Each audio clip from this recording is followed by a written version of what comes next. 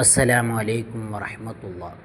ഒരിക്കൽ നബി സല്ലല്ലാഹു അലൈഹി വസല്ലമ തങ്ങൾ മഹത്തുക്കളായ സ്വഹാബാക്കളോട് പറഞ്ഞു, ശാപമേൽക്കുന്ന രണ്ട് കാര്യങ്ങൾ നിങ്ങൾ സൂക്ഷിക്കണം. അപ്പോൾ സ്വഹാബാക്കൾ ചോദിച്ചു, ഏതാണവ?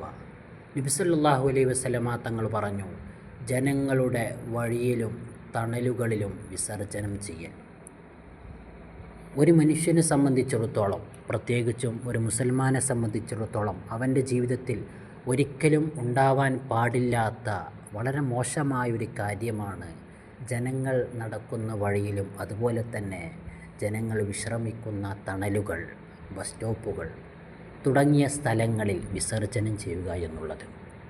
ഇത് ശാപമേൽക്കുന്ന രണ്ട് പ്രവർത്തനങ്ങളാണ്.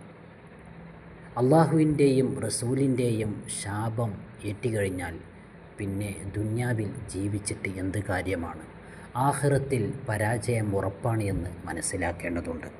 അതുകൊണ്ട് തന്നെ ഇതുപോലുള്ള മോശമായ പ്രവർത്തികൾ ഒഴിവാക്കേണ്ടതാണ്. ഇതുപോലുള്ള പ്രവർത്തനങ്ങൾ ചെയ്യുന്നവരെ അതിൽ നിന്ന് പിന്തിരിപ്പിക്കൽ ഓരോ വ്യക്തിയുടെയും കടമയാണ്.